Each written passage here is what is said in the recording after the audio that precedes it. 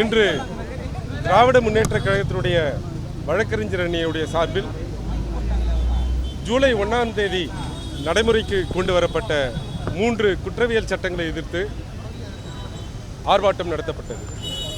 இந்த ஆர்ப்பாட்டம் தமிழகம் முழுவதும் உள்ள மாவட்ட நீதிமன்றங்களில் திராவிட முன்னேற்ற கழக சட்டத்துறையும் கூட்டணி கட்சிகளுடைய சட்டத்துறைகளும் இணைந்து இந்த போராட்டத்தை நடத்தி வருகிறோம்.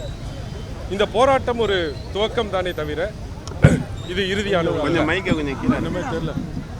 இந்த 3 சட்டங்களும் நாடாளுமன்றத்தில் எந்த விவாதங்களுக்கும் உட்படுத்தப்படாமல் எதிர்க்கட்சியை சார்ந்த 100க்கும் மேற்பட்ட எம்பிக்களை வெளியேற்றி எதிர்க்கட்சிகள் வெளிநடப்பு செய்த போது எந்த விவாதமும் இல்லாமல் நடைமுறைக்கு கொண்டு வரப்பட்டுள்ளன.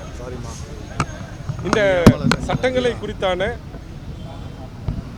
ஒரு கமிட்டி நாடாளுமன்ற நிலைக்குழுவில் இதை குறித்த பல்வேறு பாதகமான அம்சங்களை நானும் திரு பி. சிதம்பரம் அவர்களும் திரு திக்விஜய் சிங் அவர்களும் திரு டெரிக் ஓபிரைன் அவர்களும் எடுத்து வைத்துள்ளோம்.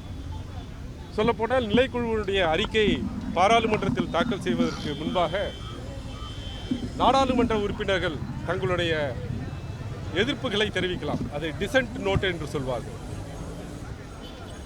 மரியாதைக்குரிய திரு பி. சிதம்பரம், திரு டெரிக் ஓபிரையன் மற்றும் நான் ஒரு விரிவான எதிர்கருத்துக்களை அதில் பதிவு செய்துள்ளோம்.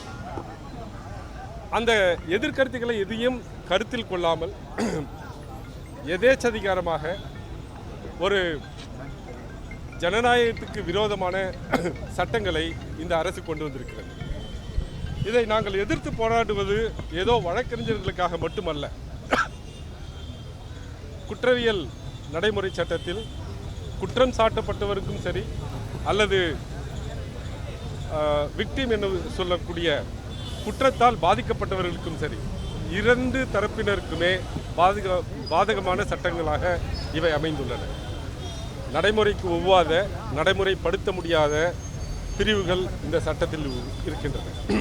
இந்த சட்டம் ஏன் கொண்டு வரப்பட்டது என்று நாம் பார்த்தோம்னால், ஏற்கனவே இருக்கக்கூடிய சட்டத்தினுடைய பிரிவுகளை மாற்றி அமைத்து, அதாவது செக்ஷன் 300ஐ செக்ஷன் 100ஆக மாற்றுவது, அதுபோல் பிரிவுகளை இங்கொன்றும் அங்கொன்றுமாக மாற்றி வைத்து இந்த சட்டத்தை ஏற்றிருக்கிறார். அதனுடைய உண்மையான காரணம் என்ன என்று பார்த்தால், இந்த சட்டங்களுக்கு சமஸ்கிருதத்தில் பெயரிட வேண்டும் என்பதை தவிர வேறு எந்த நோக்கமும் இருப்பதாக தெரியவில்லை. கொலோனியல் சிஸ்டத்தை, கொலோனியல் ரூலை, அதாவது வெள்ளைய ஆதிக்க சட்டங்கள் அவைகளை இந்திய தன்மையாக மாற்றிவிட்டோம் என்று கூறுகிறார். அப்படி எந்த அம்சமும் இந்த 3 சட்டங்களிலும் இருப்பதாக தெரியவில்லை, இல்லை. எனவே இந்த சட்டங்கள் நடைமுறைப்படுத்துவதற்கு கடினமானவை, குற்றம் சுமத்தப்பட்டவர்களுக்கு எதிரானவை, குற்றத்தால் பாதிக்கப்பட்டவர்களுக்கு எதிரானவை, நீதிமன்றங்களில் மேலிருக்கும் அழுத்தத்தை அதிகரிக்கக்கூடியவை, கிரிமினல் ஜஸ்டிஸ் டெலிவரி சிஸ்டம், நீதித்துறையின் பாலான, குற்றவியல் நீதித்துறையில் பாலான இந்த சட்டத்தை பராமரிப்பதற்கும் நீதி பரிபாலனத்திற்கும் இந்த சட்டங்கள் மிகவும் எதிர்ப்பானவை. இவைகளை அமுல்படுத்தும் போது, நடைமுறைப்படுத்தும் போது அவைகள் தெரிய வரும்.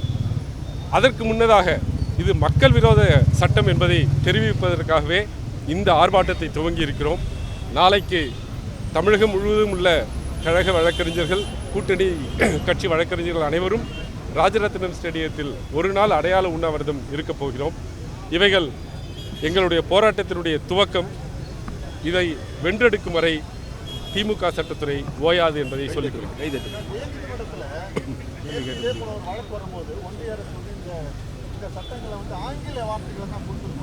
அதுதான், அது கரெக்ட். அது நேற்று முதல் முறையாக சொல்லவில்லை.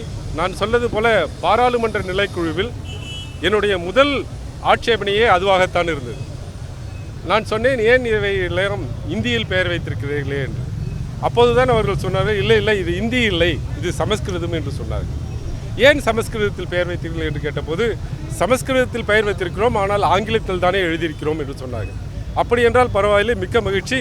3 சட்டங்களையும் தமிழில் பெயர் வைத்துவிட்டு ஆங்கிலத்தில் எழுதி கொள்ளுங்கள் என்று கேட்டேன். அதை திரு திக்விஜய் சிங் அவர்களும் ஆதரித்து பேசினார். அதாவது இதை ஒரு மிஸ்சீஃப் ரூல்னு சொல்லுவாங்க. எப்படி கான்ஸ்டிடியூஷனை அரசியலமைப்புக்கு விரோதமாக செயல்பட முடியும் என்பதற்கு இந்த நடவடிக்கை ஒரு உதாரணம். அப்படி என்றால் சட்டம் முழுமையுமே சமஸ்கிருதத்தில் எழுதிவிட்டு அது ஆங்கிலத்தில் எழுதுவார்களா? அது எப்படி முடியாதோ அப்படித்தான் சட்டத்தினுடைய தலைப்பும் டைட்டில் ஆஃப் தி ஆக்டும் எந்த மொழியிலும் இருக்க முடியாது, ஆங்கிலத்தில் மட்டும்தான் இருக்க வேண்டும். பாதகம் செய்பவரை கண்டால் நாம் பயங்கொள்ளலாகாது பாப்பா, மோதி மிதித்து விடு பாப்பா, அவர் முகத்தில் உமிழ்ந்து விடு பாப்பா. அண்மை செய்திகளை உடனுக்குடன் தெரிந்து கொள்ள இணைந்திருங்கள் இயம்நாடு தொலைக்காட்சியுடன்.